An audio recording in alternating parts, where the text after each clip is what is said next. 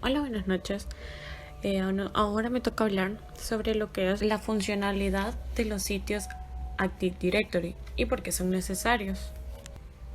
Quizás como lo primero que debemos de conocer es qué son los sitios en Active Directory. Pues esto, más que todo, es el medio lógico como para representar los aspectos físicos de lo que es Active Directory. También se utiliza como para administrar la topología de red, también como para la replicación entre sitios y como lo es la subred y para administrar soluciones. Los sitios son un conjunto de equipos que están bajo una red de alta velocidad o red LAN. Y también podemos decir que se tiene como un control de dominio. Y o sea, si no tenemos ese control de dominio bajo la red LAN, no cumplimos con la metodología de lo que es de sitio, o en decir, no tenemos lo que es realmente un sitio. Dentro de los sitios están lo que es transporte entre sitios, que esto más que todo simplemente es el protocolo, como el que se utiliza para hacer la replicación entre sitios, ya que puede ser como IP, que es mediante puertos RPC, y también mediante mensajes SMTP. De igual manera, se encuentra lo que son el vínculo a sitios, que esto es un objeto que se crea para asociar dos o más sitios, los cuales se utilizan para configurar el tema de la replicación entre ellos. Ahora veamos para qué se utiliza o en sí cuál es como la función de los sitios de Active Directory. Principalmente es para, como quizás algunos conocemos, la replicación. Porque aquí dentro de la replicación tenemos algo como lo que acabamos de mencionar, lo que es los vínculos a sitios, que esto es está como programado la replicación entre los sitios y hacemos que todo lo que tiene que ver con nuestra parte de objeto de directorio activo para que esto se replique por este medio.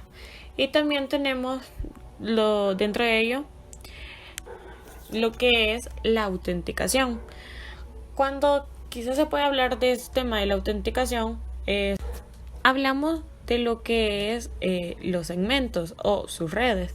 En realidad es porque nosotros ponemos un segmento de red y como que le decimos, o más bien se puede decir que lo asociamos a un sitio con el cual hacemos que el usuario, cuando ya se va a autenticar, si pertenece a ese segmento de red, lo que va a hacer es que lo va a enviar al control de dominio que le hemos configurado ya a dicho segmento de red, por lo cual también se podría decir que tendríamos una autenticación mucho más rápida. Y como por último, lo que encontramos dentro de los sitios es la ubicación de servicios. Esto normalmente es como para servicios de certificado de Active Directory como Exchange Service y Mission Service, que se usan o más bien que usan Active Directory como para almacenar objetos que puedan usar la información de la subred y el sitio, que permite encontrar los proveedores de servicio más cercanos de forma más sencilla. Como para ir finalizando, se puede usar este complemento de sitios y servicios de Active Directory para administrar los objetos específicos del sitio. Como ya lo habíamos mencionado al inicio, hablando de implementan la topología de replicación entre sitios. También es decir que estos objetos se almacenan en el contenedor de sitios de los servicios de dominio del Active Directory. Y además los sitios proporcionan una vista del contenedor de servicio y que este se puede utilizar para ver los objetos relacionados con el servidor en los que están, se puede decir, como publicados en Active Directory. La función de los objetos de subredes es la de identificar los rangos de direcciones IP de un sitio. Por ejemplo, si tenemos un servidor de DHCP en un sitio A con la IP 192.168.10.0/24, pues este va a ser el rango de direcciones IP que se van a repartir en los equipos que están en ese sitio. Este rango de direcciones van a pertenecer a una subred y se va a asociar a un único sitio, ya que un sitio puede tener varias subredes, pero una subred puede pertenecer únicamente a un sitio. Cuando se crea el primer controlador de dominio dentro de un bosque, se crea el sitio predeterminado default first site name, y siempre que este sea el único sitio, todos los controladores de dominio que se vayan agregando al bosque se van a asignar a este sitio. Si nuestro bosque tiene varios sitios, se deben crear diferentes subredes que asignen direcciones IP a todos los sitios que tenemos. La información de estas subredes servirá para encontrar un controlador de dominio dentro del proceso del logón y se utiliza para determinar las mejores rutas entre controladores de dominio, así como también las subredes ayudan a asegurar la corrección y eficiencia en el proceso de replicación. Para poder comprender lo que es la replicación dentro del sitio y entre sitios, la replicación es el proceso de copiar y mantener actualizados los datos en varios modos de bases de datos, ya sean estos persistentes o no. La replicación dentro del sitio sucede cuando el controlador de dominio principal efectúa algún cambio. Estos automáticamente se actualizan a los otros controladores de dominios que están dentro de su mismo sitio.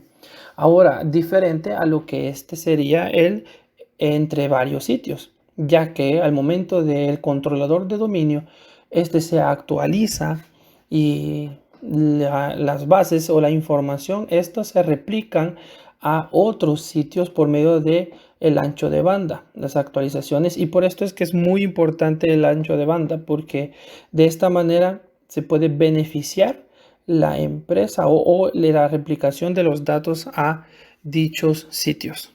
Para contestar la pregunta número 4, que nos dice un sitio puede contener muchas subredes o puede tener asignadas múltiples subredes, y mencionar ejemplos. Bueno, la respuesta a esa pregunta sería sí. Y el ejemplo que yo voy a poner, bueno, para ello nos vamos a apoyar de este diagrama hecho en Packet Tracer, en el cual, si nos podemos fijar, bueno, tenemos 4 segmentos de red o 4 subredes. Digamos, tenemos la 192.168.1.024, la 68.3, 68.2, 68.4, ¿verdad? Y como podemos ver, en el primer segmento tenemos un servidor de S01, otro servidor de S02 para el segundo segmento, bueno, para el tercero, y en este otro tenemos el servidor de S03. Como podemos observar, este segmento no tiene un domain controller. Bueno, asumiendo que quisiéramos tener un sitio para cada segmento, aquí se viene un problema, puesto que, como sabemos, si no hay un controlador de dominio asignado a un sitio, pues no podemos crear ese sitio. Cada sitio tiene que tener asignado un controlador de dominio, por lo cual nos sería imposible crear un sitio para este segmento de aquí. Entonces, ahí es donde nosotros tenemos que decidir, bueno, por cuestiones administrativas, a dónde queremos redirigir las peticiones, por ejemplo, de inicio de sesión de los equipos que se encuentran en este segmento que no tiene un domain controller. Nosotros vamos a enviar las peticiones al sitio en el cual se tenga un mejor acceso, que el ancho de banda sea mejor o que esté más cerca. Entonces, en base a esa consideración, nosotros podríamos venir y mandar a el tráfico, bueno, las peticiones de los equipos de este segmento, de la 168.2.0 al DC01. Entonces tendríamos que agregar este segmento al sitio que maneja el DC01. La siguiente pregunta es cómo se crea la topología de replicación dentro de un sitio cada vez que se agrega un domain controller. Para esto, para poder explicar mejor lo que es la topología de replicación, vamos a tener unos conceptos los cuales son importantes. Por ejemplo, el de la replicación, donde tenemos lo que la replicación propiamente lo que lleva, que sería, como bien dice, la topología de replicación. Es como una ruta o un viaje de cómo se va a replicar a través de la red de este mismo. Y que igualmente hay que tener en cuenta que se necesitan dos controles de dominio a la vez para poder hacer esta sincronización dentro de un control de dominio, ya sea la información de un bosque hacia el otro que se quiera hacer. ¿Cómo se logra esto? Pues se ejecuta un proceso que es el KCC. El KCC regenera la topología propiamente para las particiones de dominio. Igualmente este tiene como un intervalo de tiempo en cuanto a asignar las rutas incluso el contenido que este mismo va a llevar. Y igualmente él hace como una evaluación de esta misma información que se va a replicar. Luego tenemos lo que sería, siguiendo con eso, serían los catálogos global, los cuales esto se necesita un servidor de catálogo global que es el que almacena las particiones de todo el bosque es decir, los esquemas, versiones de configuración, copia de lectura o escritura, que es desde un dominio, e igualmente se van a pasar para el dominio de otro bosque. Entonces, este es lo que tiene, es un deber importante, ya que tiene prácticamente la información que se va a pasar al AD del otro controlador que se quiera hacer propiamente la replicación. E igualmente se registran para realizarse los registros DNS especiales de la zona a la que corresponde el bosque, no propiamente como el dominio, pero igualmente registran bastante información de lo que se va a replicar. Luego tenemos por último lo que serían los enlaces a sitios, viendo esto de que los enlaces a sitios deben de existir, ya que si no, no puede haber una comunicación propiamente entre sitios, ya que si no se perdería esto mismo y no podría tener no se podría producir lo que es la replicación entre sitios. Entonces esto es una parte bastante importante y estos igualmente se quedan automáticamente tanto en los servicios de sitios de Active Directory. Entonces con esto vamos a pasar con lo que es el diagrama, donde más o menos se comprende mejor el cómo funciona la replicación. Tenemos el catálogo de objetos, que es el que tiene la información, e igualmente de un servidor a otro. De esta manera se va a poder replicar, como vemos aquí. Se tiene lo que B es replicación de A es replicación de B, donde podemos llevar a cabo eso y se puede llevar a cabo una replicación a partir de ese procedimiento. Igualmente están los NTDS, que estos igualmente se instalan a partir de las características de Active Directory de forma automática. Ahora bien, viendo propiamente en la que sería la pregunta, en la de topología entre sitios, está de tener importante que se selecciona automáticamente uno o más controladores. ¿Por qué? Es importante decir esto, porque en el caso de que ya se tiene la conexión, lo único que se va a hacer es que el KCC es el que produce lo que sería ese como filtro o esa evaluación de lo que se va a replicar. Y en caso de que se vaya a agregar uno más, lo único que se hace es que se valida a partir de este mismo. Por decir un ejemplo, incluso, si se llega a perder una conexión con lo que sería un controlador de dominio, lo que hace es que automáticamente busca otro. Y al momento que busca otro, únicamente lo que hace es que vuelve a hacer el proceso de KCC, de validación y todo, y ahí empieza a hacer lo que ya sería la replicación propiamente. Siguiendo con la pregunta 6, que nos dice qué función tiene el KCC, primero tenemos que decir que este es un acrónimo.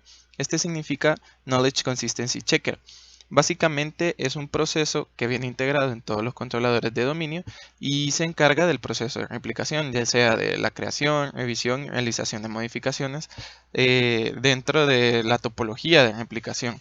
Entonces, el KCC lo que hace es crear conexiones para poder mantener intacta la topología de replicación, aun cuando hayan fallos o interrupciones extendidas. Estas conexiones no siempre se hacen automáticamente. Entonces, si el KCC no las crea, se pueden crear manualmente.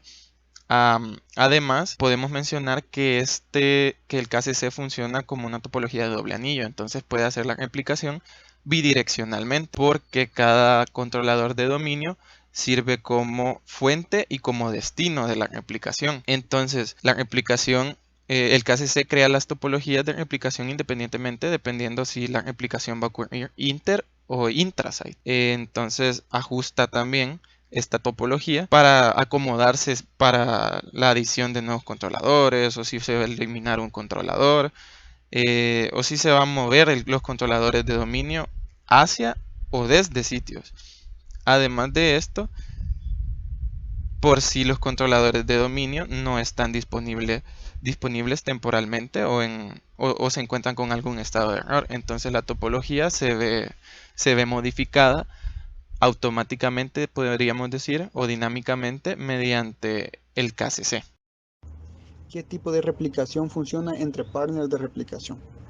Independientemente de cuál sea el método o forma a utilizar, ya sea el push insertar o el pull extraer, ambos métodos funcionan y ambos métodos se utilizan. Por una parte, si se utiliza el push o insertar, lo que hace el controlador de dominio es enviar los cambios que ha sufrido sin que el partner se los esté pidiendo. Esto es programado. Por otra parte, si se decide utilizar el pull o extraer, es todo lo contrario. Primero el partner pregunta al nuevo controlador: si tienes cambios, envíamelos. Este le responde: sí, tengo cambios, en un dado caso haya sufrido, y se los envía. Estos son los cambios. Básicamente esa es la diferencia. Mientras que uno envía los cambios, automáticamente el otro primero pregunta si ha sufrido cambios y le pide que se los envíen para seguir con la actividad. Las reglas que debemos tener en cuenta a la hora de instalar una topología de red son las siguientes. La primera es el costo, es decir, cuánto nos va a costar el costo de comunicación entre esas redes, la sencillez que tiene para la instalación y el mantenimiento.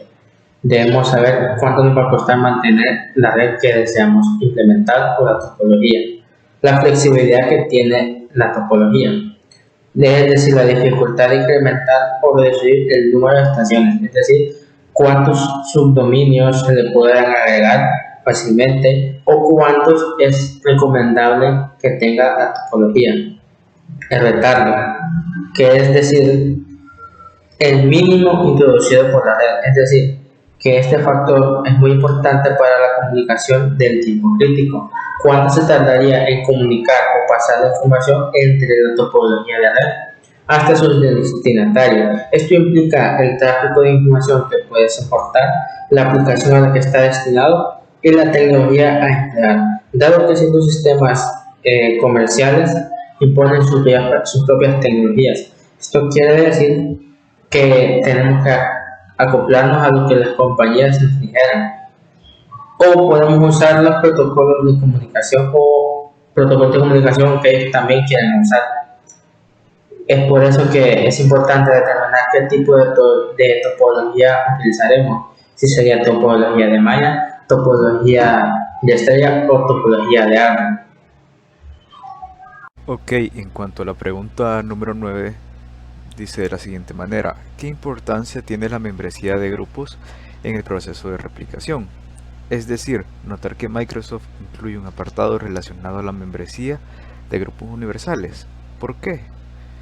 Bueno, en cuanto a la importancia, pues en cuanto a la importancia de la membresía de grupos, es debido a que un grupo local puede contener como miembros a objetos como por ejemplo usuarios y equipos, y estos pueden estar dentro de grupos locales, universales, globales, etcétera. Entonces, en cuanto a los grupos locales, pues son recomendados para entornos pequeños y como ventaja son muy eficientes y fáciles de administrar debido a la poca cantidad de usuarios que tienen dichos grupos. En cuanto a los grupos globales, estos, a diferencia de los locales, ya abarcan más cantidad de usuarios y se recomiendan utilizarlos para agrupar cuentas con funciones similares, como por ejemplo un cargo, un sector, etc. Y por último están los grupos universales, que están diseñados para ser flexibles, pero hay que tener precaución al momento de utilizar estos grupos, debido a que pueden aumentar nuestro tráfico de red. Esto pasa debido a que no únicamente el nombre se replica, sino que también la membresía se replica a todos los catálogos globales, por lo que nos puede generar más tráfico de red. Tiene que considerar la replicación del catálogo global. Primero, para definir un catálogo global, es un almacenamiento de atributos para objetos dentro de Active Directory. Dichos set de atributos son utilizados para ubicar los objetos del directorio. Y la replicación es el método utilizado para que los catálogos globales se mantengan actualizados. Esto es importante para el administrador de la red, puesto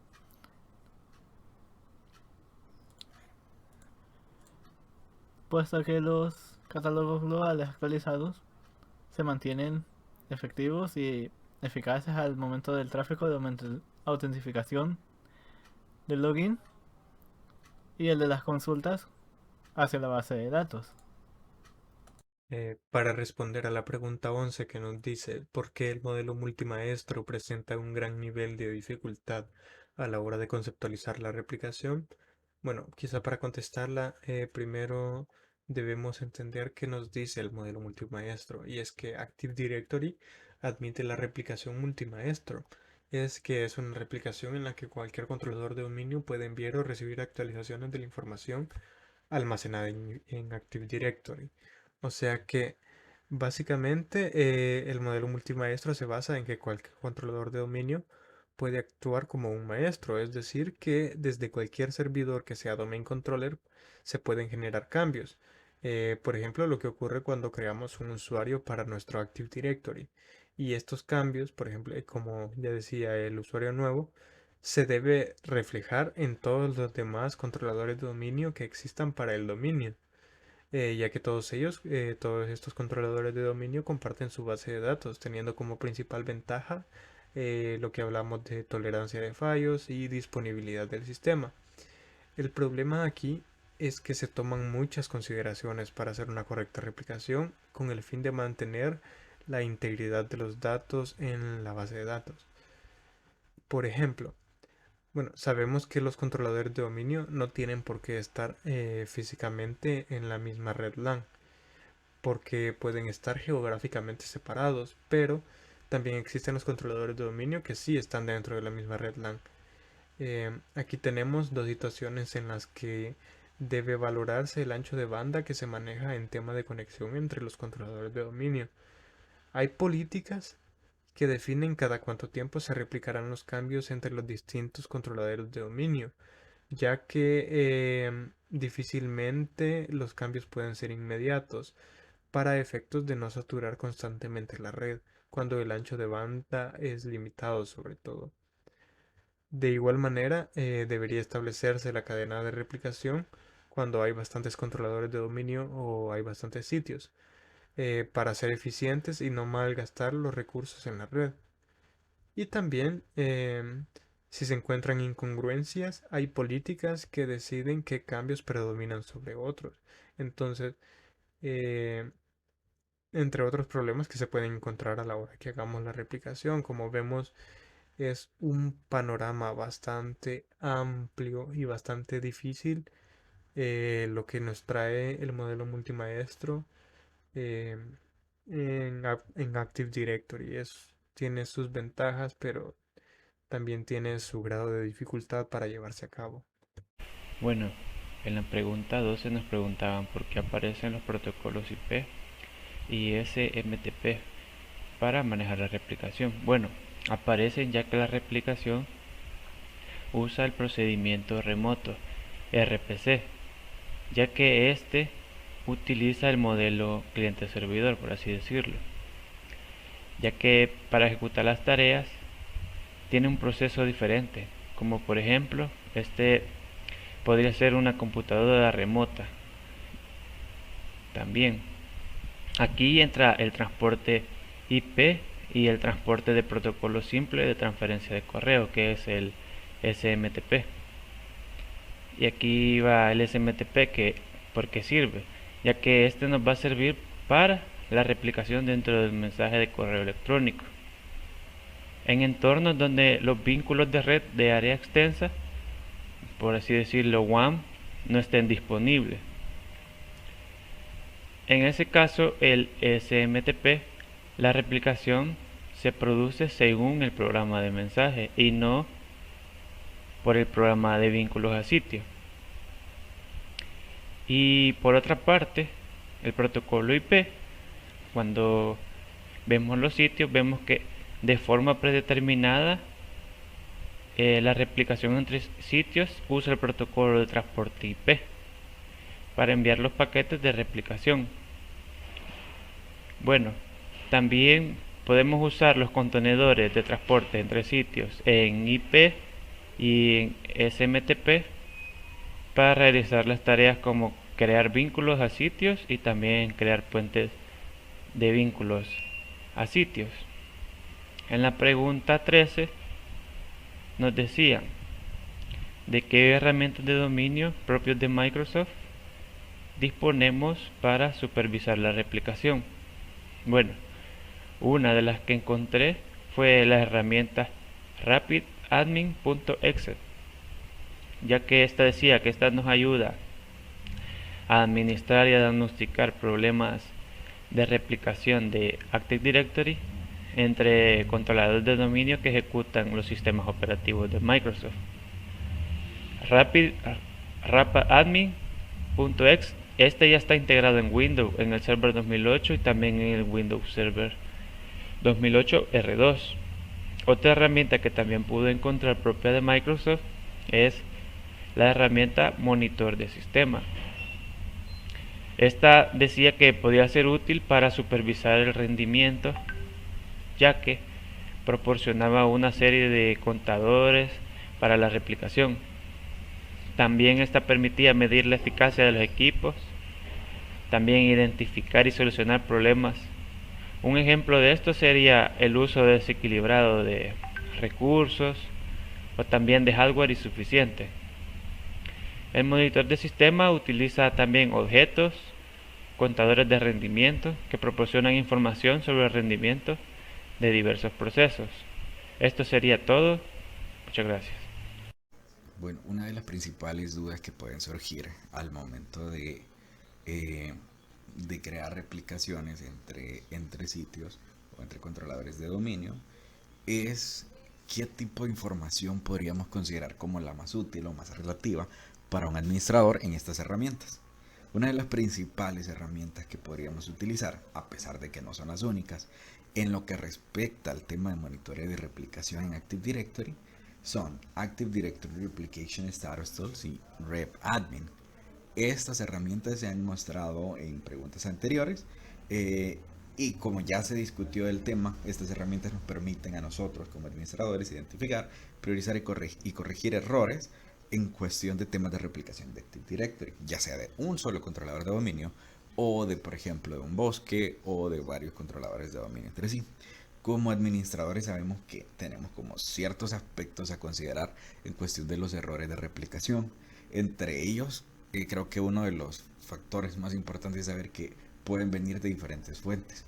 Por ejemplo, podríamos tener errores que pueden venir de, por ejemplo, una mala configuración de algún servidor DNS o un tema relacionado al DNS o una mala configuración de sitio. Entonces, Microsoft nos ofrece como maneras bastante útiles de poder identificar los errores y poder dar como seguimiento a la resolución de cada uno de estos. Entonces ellos nos dan como una documentación que podríamos considerar bastante amplia dentro de su mismo sitio web. Acá tenemos, por ejemplo, troubleshooting para errores de replicación bastante comunes. En estos podemos ver cómo Microsoft nos da ciertos códigos de error y ese es uno de los temas principales a tocar, independientemente de la herramienta que utilicemos para poder monitorear los errores que se dan en la replicación. Es bastante útil saber que podemos contar con la documentación de Microsoft para poder buscar los errores generados dentro de los códigos de replicación. Entonces ellos nos dan una tabla en la cual nosotros podríamos buscar los códigos de los errores que han surgido. Más adelante se va a mostrar cómo obtenerlos, la causa que podría estarlos generando y como a más profundidad artículos relacionados con respecto a la base de conocimientos que nos podrían ayudar a conocer más síntomas del error y posibles soluciones implementadas. Junto con esto, bueno, acá podemos ver una lista bastante amplia de muchos códigos de error, a pesar de que no son todos. Sin embargo, la misma página nos da la lista completa. Y tendríamos también los identificadores de eventos. En este caso, los identificadores de eventos son bastante útiles también al momento de ellos nos brindan ciertos escenarios que pueden estar sucediendo y nos dan artículos relacionados a estos escenarios para poder nosotros resolver ciertos problemas, por ejemplo, de configuración que puede estar ocasionándolos, entre otros. Entonces, dentro de las herramientas que hemos visto, tendríamos, por ejemplo, bueno, dentro de Active Directory Replication Status Tools y RepAdmin, podríamos realizar ciertas tareas y acciones en conjunto con lo mencionado anteriormente y poder sacar provecho de estas herramientas.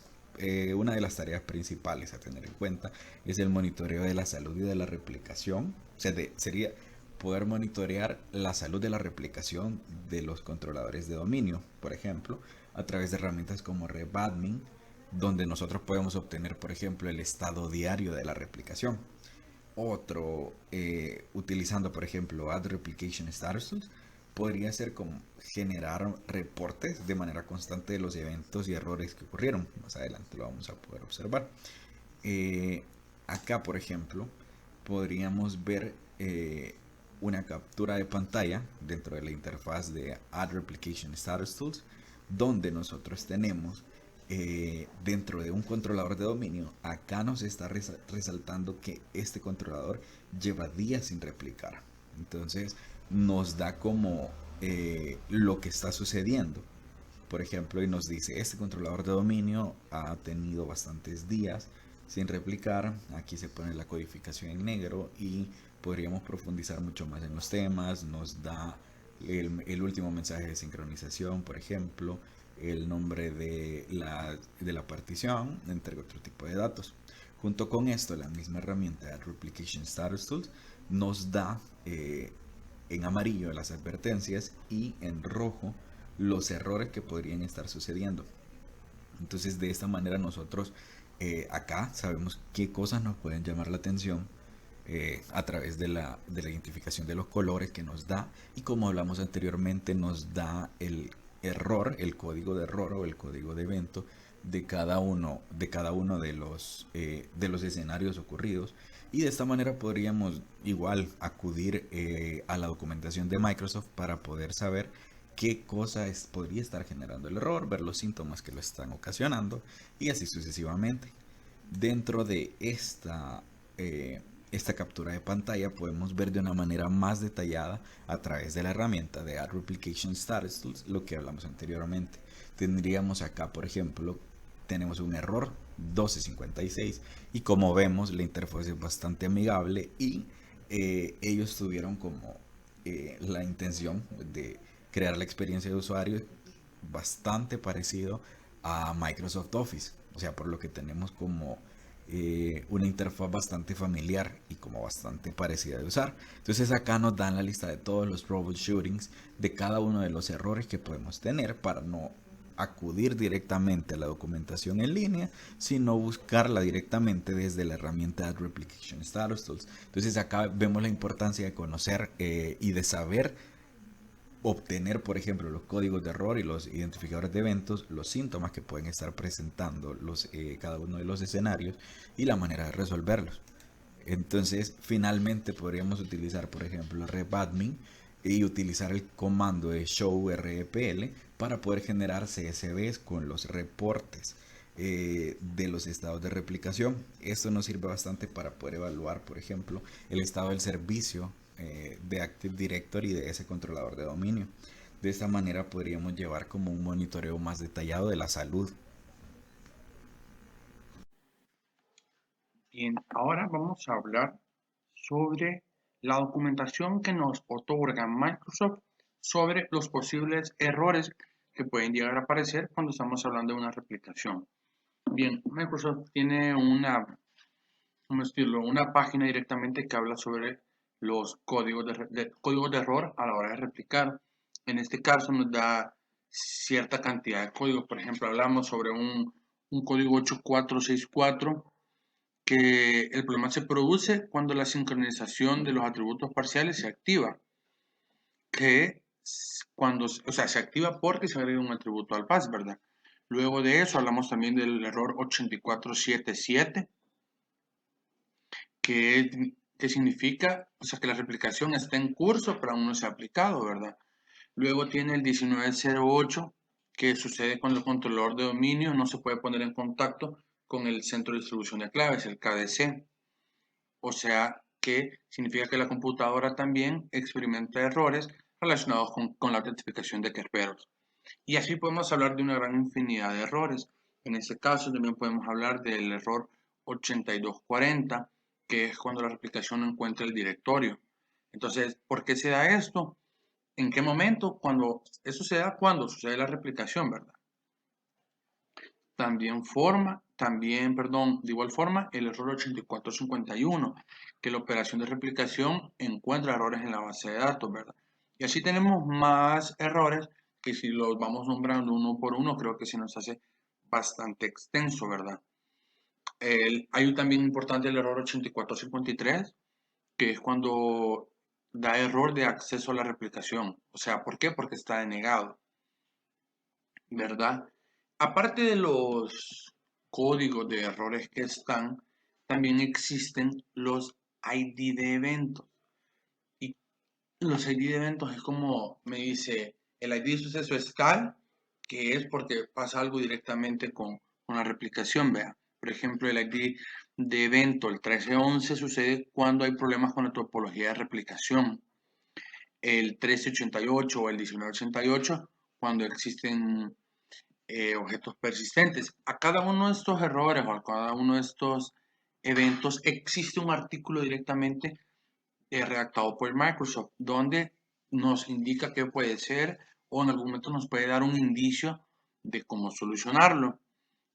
También hay otro ID de evento que es el 2042, en el cual nos habla sobre que ha pasado bastante tiempo desde que la máquina se replicó. Cabe mencionar que estos, algunos son errores y otros solamente son como una alerta, ¿verdad? Porque, por ejemplo, con el ID de evento 2087 es un error el cual sucede porque existe un error en la búsqueda de DNS, ¿verdad? Por ende, no hace que hace que la replicación falle. Igual que el 2088, que es un error en la búsqueda de DNS con la replicación exitosa. O sea, se hace la replicación, pero existe un error en la búsqueda de DNS. Y así es como se compone uno de los archivos que tiene Microsoft, en el cual se llama problemas de errores comunes. Entonces es eso, ya cada uno de estos códigos de errores o ID de eventos posee un artículo relacionado a él. ¿Para qué? Para que nosotros como administradores de redes, como administradores de sistemas, podamos, si en algún momento nos da este error o este evento, podamos buscarlo en Microsoft y nos van a dar un artículo en el cual a nosotros nos va a ayudar a saber cómo resolverlo o por qué lado ir para la resolución.